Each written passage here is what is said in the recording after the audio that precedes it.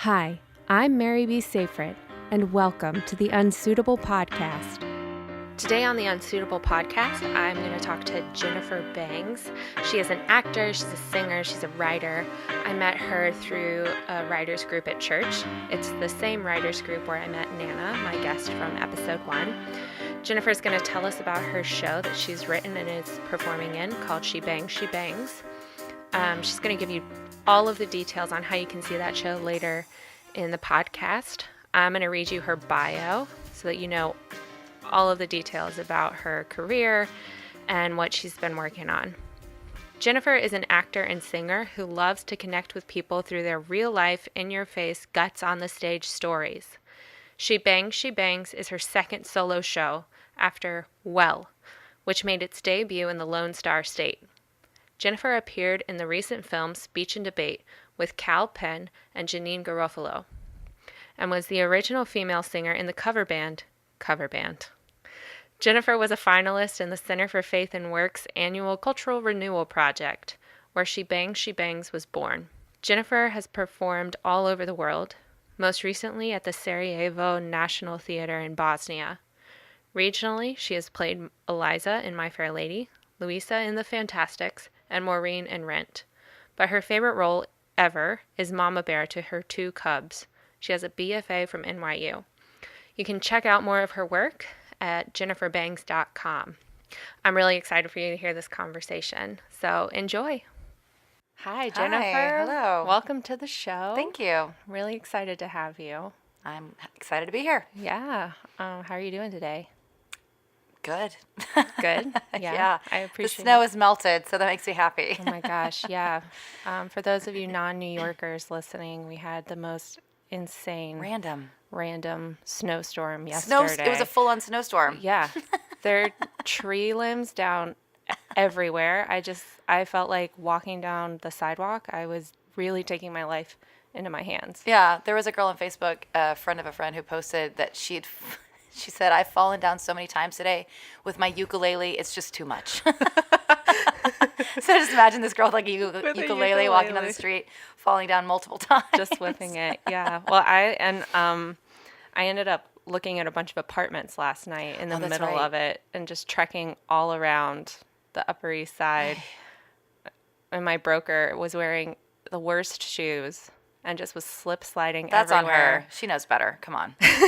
Wear some galoshes. I agree. She was like, I don't know. These shoes are usually fine. I had on my full, like, snow boots. Because you're from the South. You're like, I'm not going to mess around. Right. Any amount of snow. But, I mean, I felt like I was back in the South a little bit with how dramatic everything was with the snow. It was dramatic, yeah. Like, buses crashing. There were, like, buses abandoned on 3rd Avenue. It's just, like, taking up the entire road, and I mean ambulances and fire trucks. It was insane. I was like, am I back in North Carolina? I'm so confused right now. Yes, you are. Well, Jennifer, I'm really, really excited that you're here and really excited to talk to you today. Great. Could you tell me about a time that you felt unsuitable? Yes. That's a great question. That's a great word. Thank you. The first thing that comes to mind is there was a period of time where I was married and my husband had left me for about a year. And a couple months before he moved back in, he had his 10-year high school reunion. And we had agreed to go. Mm-hmm. We weren't completely back together yet, but we had been talking. And we go to his 10-year high school reunion, and he's walking around and introducing me to his entire class, and he keeps introducing me as Jennifer. He'd be like, hi, this is Jennifer. He would not use the words my wife. And that I just felt like this knife in the back of me every single time he said that. And like when you said unsuitable, that was the first thing that came to mind of just like I wasn't suited to be his wife, even though I was. He didn't want to introduce me to all of his high school classmates that he was still very good friends with as his wife. So I was just Jennifer, which of course meant nothing to these people. They were like, what does that mean? But he wanted to keep it ambiguous. So yes, that's what I think of. Gosh, I can't even imagine what I would do in that situation. I mean, you couldn't correct I him, just right? smiled and said hello, and then made sure I weaved it into the conversation somewhere. Yeah. Our children and Yeah. our home. Yeah. Made sure they knew Yeah, flashed my left hand a few exactly times. what Yeah. your role was. Well, you're in a slightly different position than the other guests that I've had, where you've been married before but are now single. Correct. And you've actually written a show about your marriage and divorce. Yeah. That is playing. It's run. It's finishing its run. There we go. I do theater on December 1st. Yes. And I would love for you to talk about your show. Yeah, it's so my last name is Bangs, so it's called She Bangs, Love it. Marriage. Thank you, Marriage, Adultery, Texas, and Jesus. And for 10 years, I was married to a man, and for the majority of our 10 years together, it was a fight to keep the family intact and keep the marriage alive. And I was the only one fighting for the marriage. He had an affair, was gone for a year, and I was on my face every day praying that he would come back, and he eventually did. And during that time, I thought, oh, I'm going to write a book about this, because there weren't a lot of books about people who had fought for their marriages alone. There are a lot of books written by therapists and things like that, but not a lot of firsthand accounts. So I thought, I'm going to write a book. So my husband came back, and I thought, great, I'm going to publish this book. And so I was writing it. And then a couple years later, I had an affair with a married man. And I thought, well, there goes the book. And then my husband and I got divorced. And I was like, there really goes the book. And then as time wore on, I stayed in the relationship with that man. And I realized that all the things that I had been told in my fight for my marriage of what my husband was saying and the conversations he was having with the mistress and all that stuff, I found that as the mistress, I was having those exact same conversations. Wow. And I realized that my position on marriage and my belief in fighting for your marriage alone was actually the same as the mistress and as the wife. And so then I thought, wait, I actually do have a book here. I actually do have a voice about this.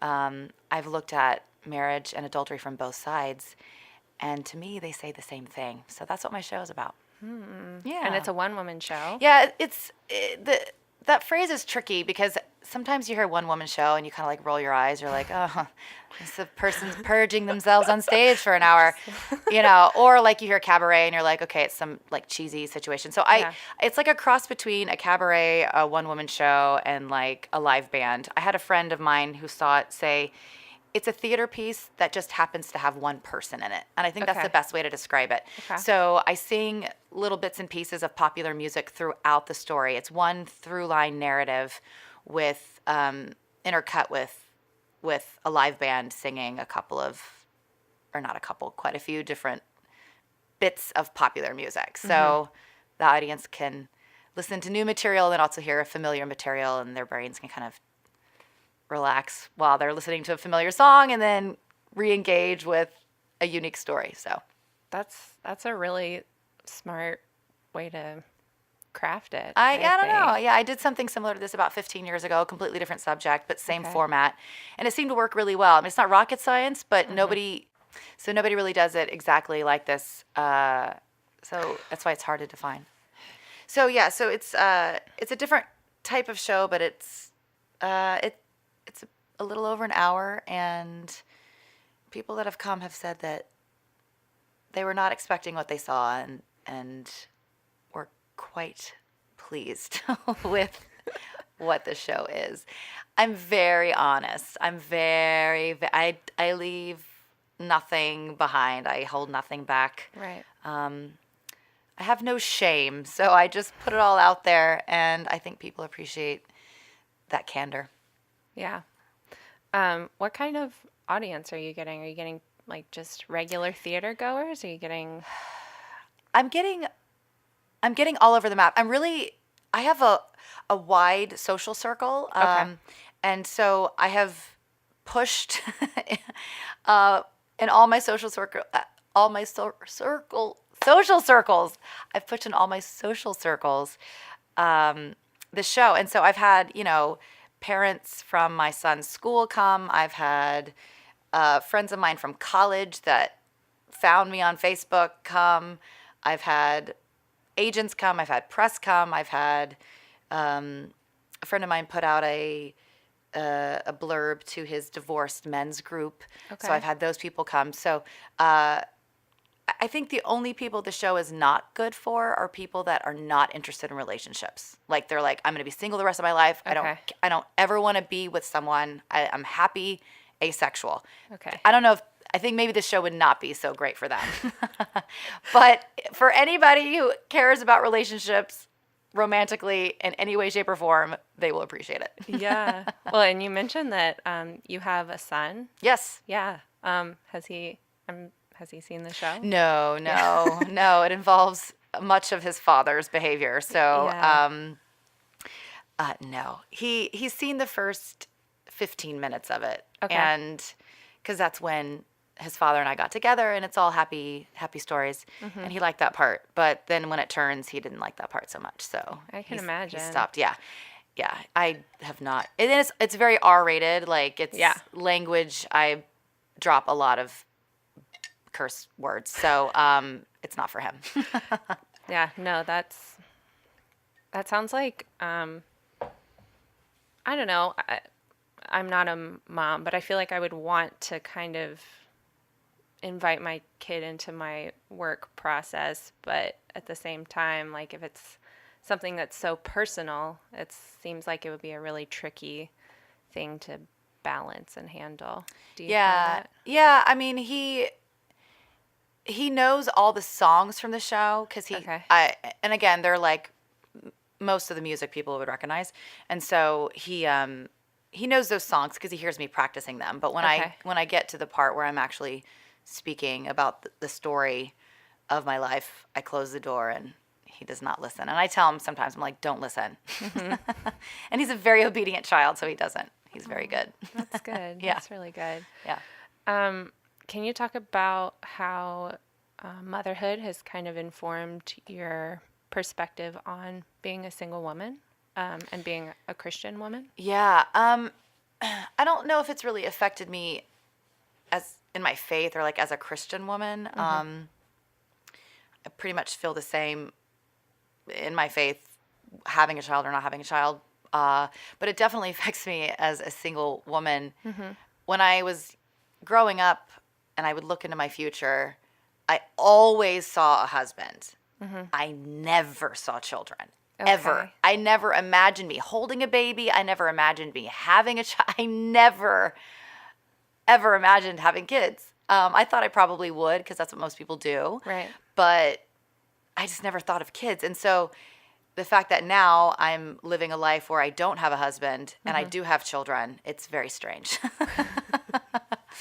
And it definitely changes the kind of man that I'm looking for. I find myself now looking for a man who is older, who doesn't want small children, or who doesn't want a baby, I should say, of his own, because I'm not giving him one. And or I'm looking for somebody who actually has kids so they can understand the baggage that I come with being a single parent and having an ex to deal with. Yeah. That's a lot of baggage, and that's a lot for somebody who doesn't have children or an ex to take on. But, a good person can take on those things. Yeah. And I think that says a lot about someone's maturity level and their capacity to love someone very well if they have never been married and don't have children and end up marrying someone who does have children or does have an ex-spouse. That's a special kind of person. So I give even more props to those people. Yeah, for sure. I'm sure going through a divorce is obviously a very hard and trying thing. Were you able to find a really good community? No, I didn't have any community when I went through my divorce. Zero. I also moved in the middle of my divorce. Oh, okay. So you moved from LA to New York? Yeah, so the way that my story went is my husband and I had broken up in California, got back together after a year, a very long year. And we started working and healing and growing, and we were doing so well that we thought, hey, we should move back to where my hometown is in Texas. Oh, okay. And we decided to adopt a child. We had our own biological child at that point. And then we thought, let's adopt. So let's go back, especially if we're going to adopt now and have family around us. So we moved back to Texas. So once we landed in Texas, we didn't have any support system, and our marriage started falling apart again. Okay. And because it was falling apart, we just couldn't really find a community. We were so messy and broken at that point. And then we decided to move again after a couple of years, and then that's when the divorce started. So Okay. so then I was moving into a new city, and at this point in time, I was also having an affair. And so there was like the huge guilt factor of like, Yeah. you know, I can go into a church and be like, oh, I'm getting divorced, feel sorry for me. But then like, be like, oh, but I'm also having an affair. So it like, Yeah. there was a period of time where I remember sitting in church and thinking, I feel so hypocritical being here.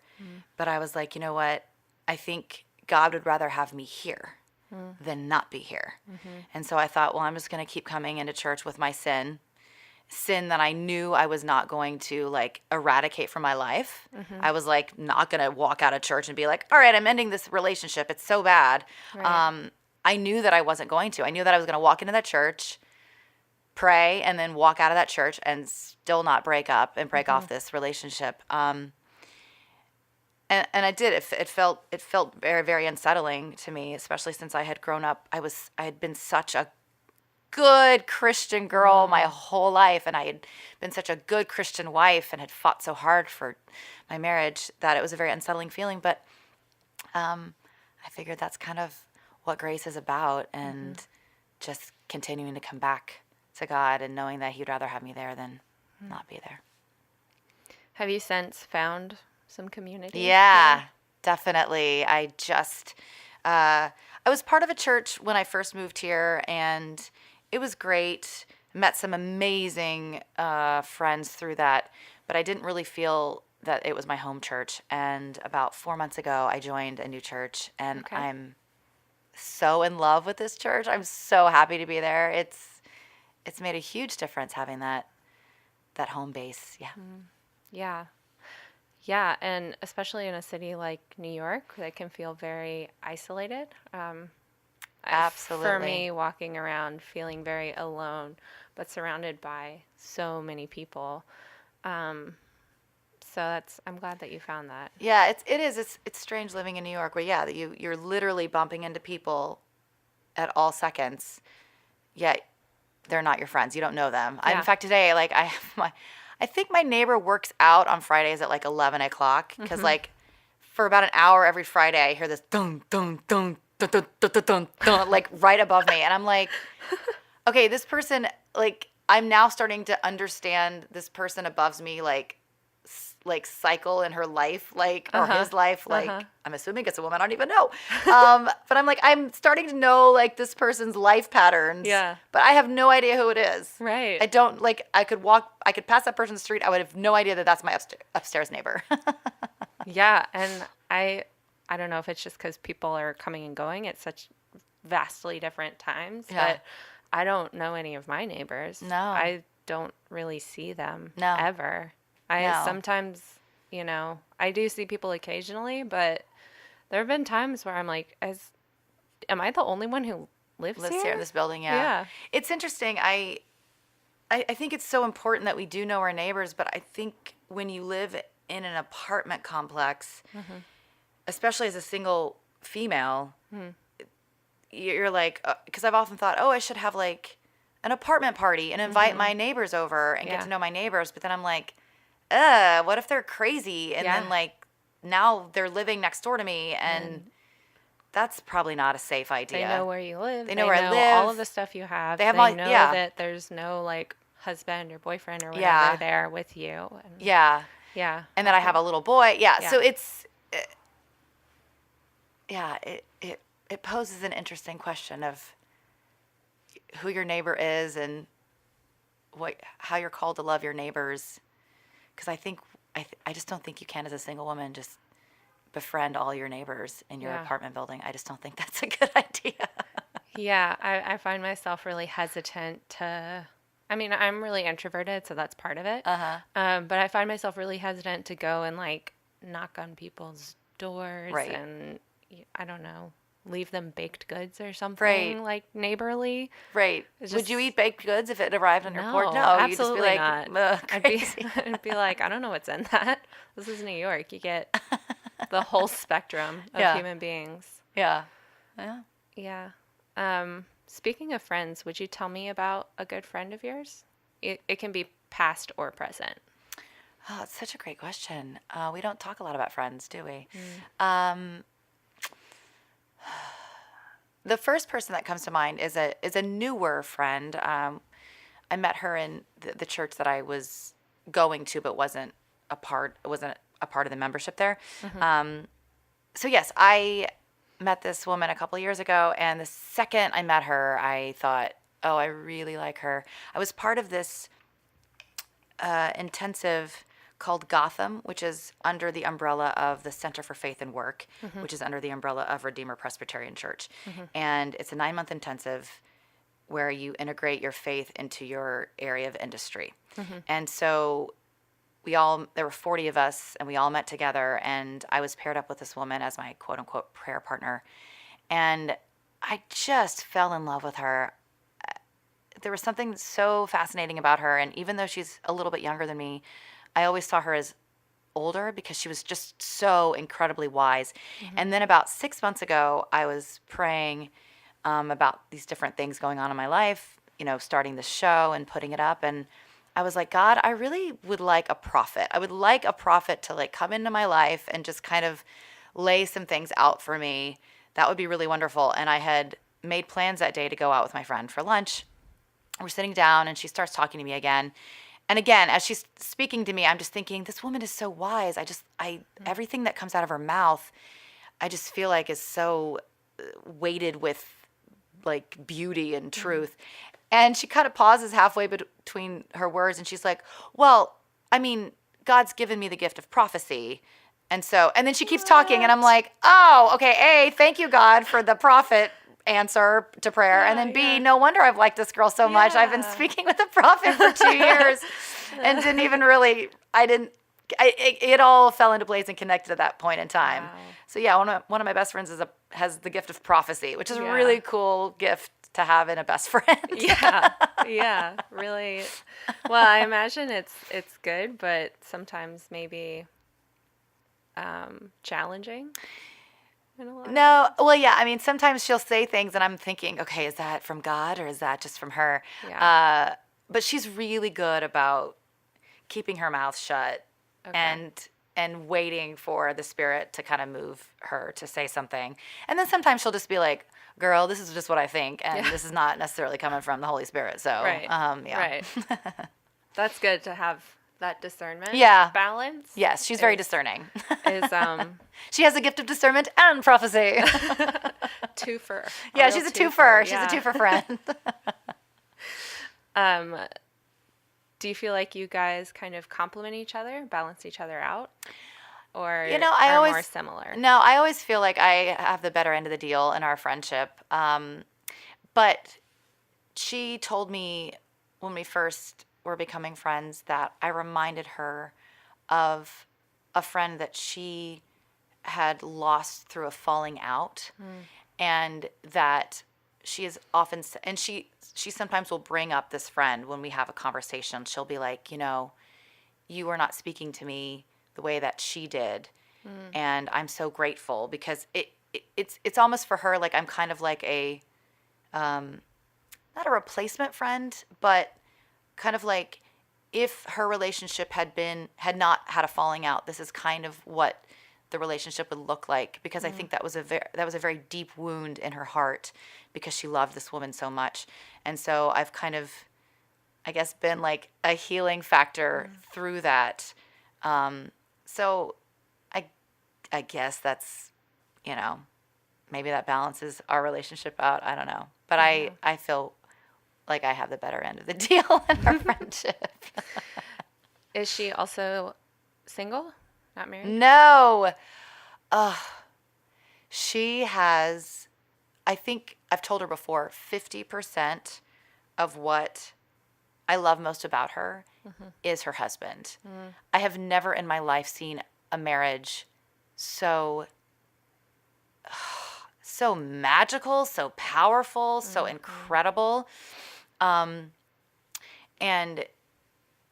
part of what makes her marriage so incredible is that it's an interracial marriage, and she's dealing with deep Southern racism on her side, Okay. and on his side, he's dealing with some other things as well.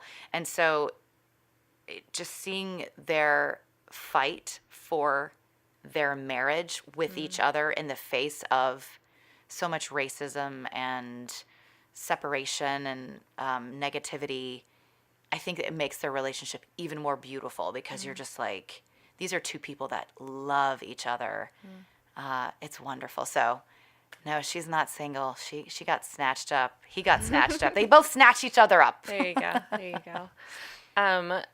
So with her being married, having a husband, and you know, having children, Yeah. how do you prioritize that friendship? How do you make time for each other? That's a great question. I find I'm gonna kind of make it more of a general question versus just specifically her. Great. But I think single parents really need friends who are a little more flexible with their time and where they can meet with their single parent friend. Yeah. And I know that's a tall order because I was single once with and had friends with children, and it wasn't that I was indifferent to their hardship. It just didn't enter my brain like, Right. oh, I need to be sensitive to her schedule because she's got kids and needs to Right. figure things out and can't meet me over on this side of town. I really should probably go closer to her. And so I just encourage single people or even married people, just people that don't have kids, if they have friends that are single parents, to just be a little more attuned and a little more sensitive to their schedule and be willing to kind of go a little bit out of your way to accommodate them. Because they're already accommodating another soul, another couple of souls, depending on how many kids they have. They're already, juggling so many things, trying to make a number of lives work, that if you can be amenable to their situation, that's super helpful. So my friend does a very good job of that. She's like, I can come to you. What is a good time for you? And that's wonderful. Yeah, that's a huge gift. Yeah. I find myself being less accommodating, mainly because I am not, I don't know, I'm not a kid person. Right. And so is, like you were saying, it's a little bit out of my Yeah, you're not thinking about frame it. of reference to even understand what that is like. And I've had friends and mentors who have children and have had to, work around that. But I think that kind of flexibility for someone, I'm used to being on my own and not having to check my schedule with anyone. And to not have to consider, I live in this studio by myself, and so I can come and go as I please. So I think it's really great, especially with her, being married. A lot of marriages can get very insular, I think. And so for her to be willing to step out and meet you, kind of over halfway is a really remarkable thing, I think. Yeah, absolutely. And it also speaks to her actual marriage, too, in the sense that that's the kind of dynamic that they have where they don't feel like they have to be on top of each other all the time. Yeah. Yeah, it's great. So, but I also, too, I think, I think, too, married couples and single parents also use their spouse or their children as an excuse 2. So, I have a friend who's got a million children, and I'll be like, let's go out, let's do something. And she's like, oh, I can't, the kids. And I'm like, that's an excuse. That's actually not a real reason. So also too, single people, maybe make sure your single parent friends aren't using their kids as an excuse not to go out and do things. Right. Because they're being lazy. Yeah. I mean, I don't even have kids, and I find excuses to not go out. So I totally get that. You can use anything as an excuse. Go out in the snow, which I did go out last night and meet up with friends. I was very proud of myself. I was like, I could do that, or I could stay here on my couch, in my sweatpants. Yeah, that sounds very nice comfortable. too. But no, I did force myself to go out last night. But yeah, that's a very real struggle. Will you tell me one thing that's hard and one thing that's great right now? Just in general, hard, general, great. Mm-hmm. Like it could be anything. It could be It's anything. just like I can take that question however. One thing that's hard and one thing that's great. One thing that's hard is riffing for me and singing. Mm-hmm. I have the fattest. I always think of like a fat person like trudging up the stairs when I try to riff. Like, oh my gosh, yes. No, my voice is like, I can't move that fast. So riffing is so hard. There's a girl that has a thing like breaking down the riffs or whatever online, and she's like, I can teach anybody to riff, and I will go and listen to her videos, and I'm like, well, you cannot teach me. Like, I think I should reach out to her and be like, you want a challenge, girl? Yeah. Okay, so that's hard. What's great? Jason Bourne movies. Yeah. Yes. All of them, or? All of them. Okay. All of them. Even like the newest one. There was a semi-new one? Yep. I haven't seen it. I've seen it. It's amazing. Good. Awesome. Well, before you go, will you tell us when and where we can see your show? Yes. So the next show is Saturday, December 1st at 5 p.m. The show lasts about an hour and 15 minutes, so you'll be out of there by 6:15. 6:30 at the latest if we start late. It is at Don't Tell Mama, which is 343 West 46th Street. Okay. It's in the Broadway area. It's close to every single train. And it's a $20 ticket to get in, and then there's a 2-drink minimum. Okay. You can also eat food there, so that could be your dinner. Right. And you can also order, if you like are on a budget, you can order water, and I think like sparkling water, it comes out to like $13 total. Yeah. So it's a good cause. Come out. I guarantee. In fact, I'll give your money back. I will give you your money back if you don't enjoy the show. Yeah. That's how confident I am that you will like it. Can people buy tickets in advance?